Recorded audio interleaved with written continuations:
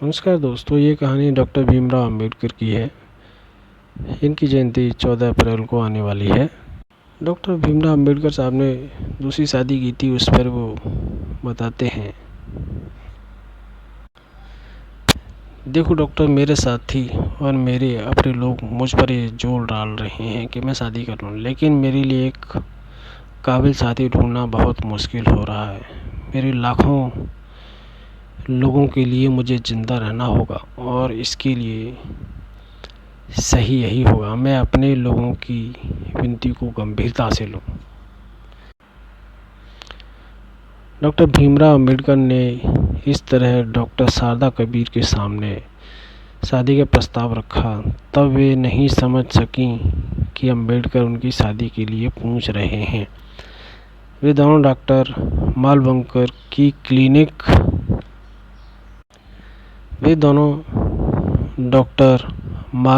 की क्लिनिक में एक साथ कार में वापस आ रहे थे। शारदा कबीर कुछ देर चुप रहीं, फिर बोली, जी ज़रूर, आपके पास कोई ऐसा होना चाहिए जो आपका ख्याल रख सके। जवाब सुनकर अंबेडकर जी ने कहा कि मैं आपके साथ ही अपने लिए सही व्यक्ति की खोज शुरू करता हूँ। इसके बाद अंबेडकर मुंबई से दिल्ली के लिए निकल गए। कुछ दिन बाद शारदा कबीर के पास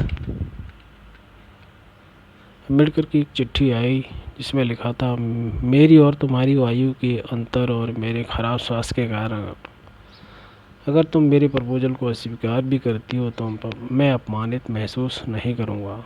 इस पर सोचना और मुझे बताना। एक पूरे दिन और पूरी रात सोचने के बाद शारदा कबीर ने हाँ में जवाब दिया। इस तरह 15 अप्रैल 1948 को अंबेडकर ने शारदा के साथ दूसरी शादी कर ली। शादी के बाद शारदा कबीर को लोग सविता अंबेडकर के नाम से जानने लगे। इस वाकई का जिक्र सविता अंबेडकर ने अपनी आत्मकथा डॉक्टर अंबेडकर सहवासत में किया है। इसका अंग्रेजी अनुवाद डॉक्टर नदीम खान ने Baba Saheb my life with doctor Ambedkar के नाम से किया है।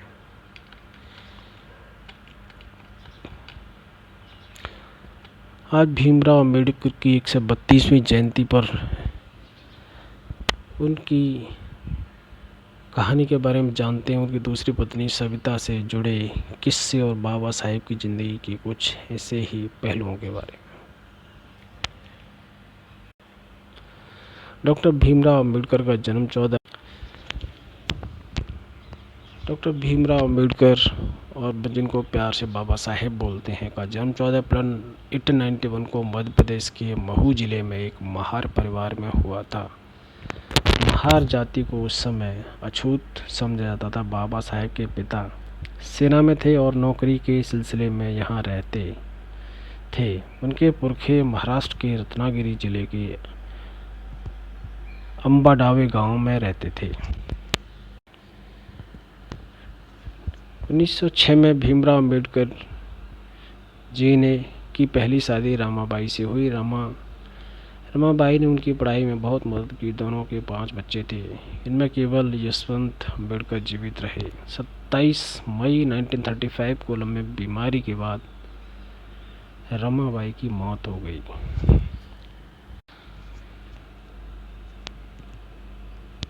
उन्होंने फिर दूसरी शादी डॉक्टर सविता से की। 27 जनवरी 1909 को जन्मी शारदा भीमराव से शादी के बाद सविता अंबेडकर बनी। एक मध्य वर्गीय सारस्वत ब्राह्मण परिवार से ताल्लुक़ रखती थी।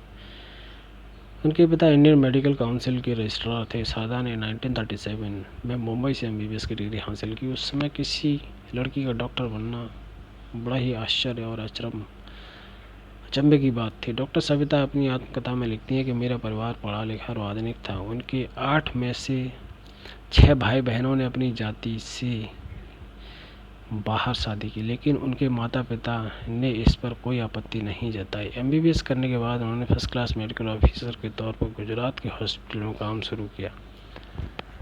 यहाँ तबीयत बिगड़ने के चलते वापस मुंबई आ गईं।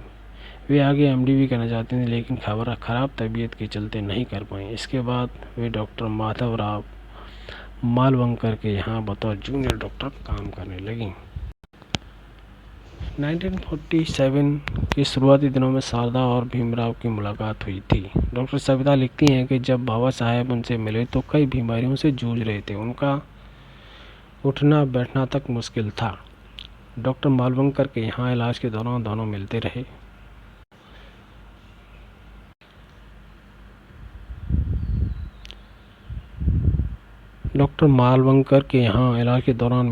इस दौरान उनके बीच चिट्ठियों में बातचीत होती थी। इसी दौरान भीमराव ने शारदा से शादी का प्रस्ताव रखा। 15 अप्रैल 1948 को दोनों ने शादी कर ली। इसके बाद शारदा बन गई डॉक्टर सविता अम्बेडकर। 1953 में सविता अम्बेडकर गर्भवती हुई। बाबा साहब उन्हें कहते थे कि उनको बेटी ही होगी। इसी दौरान कश्मीर के मुख्यमंत्री शेख अब्दुल्ला के विशेष न्योते पर वे दोनों कश्मीर गए। यहाँ एक दोपहर सविता को चक्कर आने लगे। उन्हें बार बार उल्टियाँ हो रही थीं। बाबा साहेब तुरंत उन्हें दिल्ली वापस ले गए। यहाँ हॉस्पिटल में इलाज के समय पता चला कि डॉक्टर सविता का गर्भपात हो गया है। इस घटना ने बाबा साहब को अंदर तक झकझोर दिया। वे बेहद परेशान रहने लगे। डॉक्टर सविता ने बाबा साहब से अपनी बहन की बेटी को गोद लेने के लिए कहा। वे मान गए, लेकिन ऐसा नहीं हो पाया।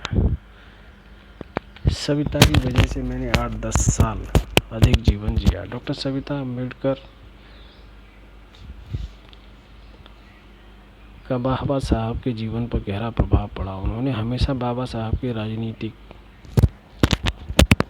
सामाजिक आंदोलनों में उनका साथ दिया। वे उनकी सेहत का बहुत ध्यान रखती थीं। बाबा साहब ने अपनी किताब बुद्ध और उसके धम्म में इसका जिक्र किया है। उन्होंने लिखा, सविता अम्बेडकर की वजह से मैंने 8-10 साल अधिक जीवन जिया है। 14 अक्टूबर 1956 को बाबा साहब अम्बेडकर ने बौद्ध धर्म अपना लिया। उनकी पत्नी सविता अम्बेडकर और 5 लाख अनुयायियों ने भी उनके साथ बौद्ध धर्म की शिक्षा ली। इस बारे में डॉक्टर सविता ने अपनी आत्मकथा में बताती हैं, मैं विनम्रता से ये दर्ज करना चाहती हूँ कि यदि मैंने उन्हें नागपुर की धर्म परिवर्तन सभा के लिए प्रोत्साहित न किया होता तो वह ऐतिहासिक घटना कभी नहीं होती।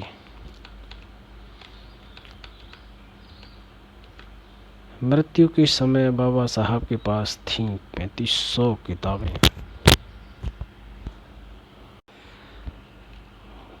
बाबा साहब डॉक्टर भीमराव अम्बेडकर की ज़िंदगी में किताबों का क्या महत्व था, इससे पता चलता है, क्योंकि उनकी मृत्यु के समय उनके पास 35,000 किताबें थीं, बुक्स थीं। कहते ना दोस्तों, books are our real friends. Ambedkar अपने ज़माने में भारत के सबसे पढ़े लिखे व्यक्ति थे। उन्होंने मुंबई के एल्फिंस्टन कॉलेज से बीए किया था। इसके बाद उन्होंने कोलंबिया यूनिवर्सिटी और लंदन स्कूल ऑफ इकोनॉमिक्स से पीएचडी की डिग्री ली। उस समय अम्बेडकर के पास भारत में किताबों का सबसे बेहतरीन संग्रह था। मशहूर किताब इनसाइड एशिया के लेखक डॉक्टर जॉन गुंथेर ने लिखा कि 1938 में मेरी राजगृह में अम्बेडकर से मुलाकात हुई तो उनके पास 8000 बुक्स थीं। उनकी मृत्यु होने तक ये संख्या 35,000 हो गई। बाबा साहब अपनी किताबें किसी को भी पढ़ने के लिए उधार नहीं देते थे। वे कहते थे कि जिसे भी किताब पढ़नी है वो उनके पुस्तकालय में आकर पढ़े। वे पूरी रात किताब पढ़ते रहते और सुबह सोने जाते थे।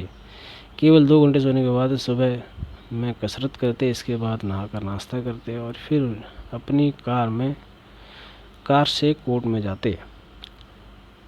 इस दौरान वे उन किताबों को पलट रहे होते जो उन दिन उनके पास डाक से आई होती थी। कोर्ट खत्म होने के बाद वे किताबों की दुकान का चक्कर लगाते।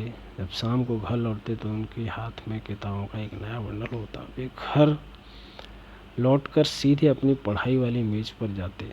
उनके पास कपड़े बदलने तक का समय नहीं रहता था।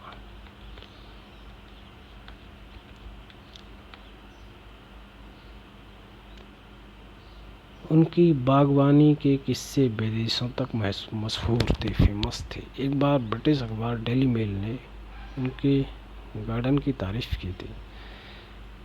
उनसे अच्छा और सुंदर बगीचा दिल्ली में किसी के घर नहीं था। वे अपने कुत्तों को भी बहुत पसंद करते थे। कभी कभी छुट्टियां में बाबा साहब खुद खाना बनाते थे। उन्हें मूली और सरसों का साग पकाने का बहुत शौक था। वे किसी तरह का नया नशा या धूम्रपान नहीं करते थे। वे बहुत साधारण खाना खाते थे। उन्हें बाहर जाकर खाना बिल्कुल पसंद नहीं था। उनका मानना था कि बाहर आने जाने में बहुत समय बर्बाद हो जाता है। वे अपने जीवन के आखिरी दिनों में उन्हें वायलिन बजाना सीखना शुरू कर दिया था। खुद को करीब 9 साल की उम्र में बाबा साहब अपने भाई और बहन बेटों के साथ पिता के पास सतारा गए। पिता ने उन्हें चिट्ठी लिखकर बुलाया था। उन्होंने कहा था कि वे मशहूर रेलवे स्टेशन पर अपने चपरासी को भेज देंगे। जब बाबा साहब स्टेशन पहुंचे तो उन्हें लेने कोई नहीं आया। स्टेशन मास्टर ने उनसे पूछा कि स्टेशन पर क्यों नहीं रुके। उन्होंने पूरी बात बताई। वे सभी अच्छे कपड़े पहनते थे और ठीक तरह से बात कर पा रहे थे। इससे स्टेशन मास्टर को लगा कि वे ब्राह्मणों के बच्चे हैं। स्टेशन मास्टर उनकी परेशानी से काफ़ी दुखी हुआ। हालांकि ये ज़्यादा समय नहीं रहा। कुछ ही देर में उसने पूछा कि वे कौन है। बाबा साहब ने बिना सोचे विचारे कहा, हम महार हैं। ये सुनते ही उसके चेहरे का रंग उड़ गया तो तुरंत वापस चला गया। उनके अछूत होने के कारण कोई गाड़ी वाला उन्हें ले जाने के लिए तैयार नहीं था। वे ज़्यादा पैसे देने के लिए तैयार थे, लेकिन कोई अपवित्र होने के लिए नहीं। एक गाड़ीवान दोगुने किराए में भी इस बात पर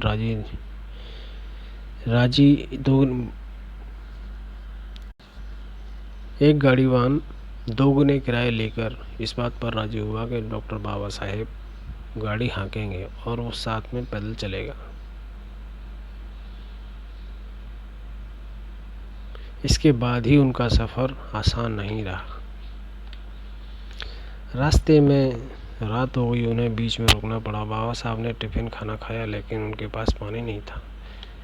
पास ही नदी थी, लेकिन वो बहुत गंदी थी। थोड़ा आगे बढ़कर वे चुंगी पर रुके। खुद को मुसलमान बताने के बावजूद चुंगी वाले ने उन्हें पानी नहीं दिया।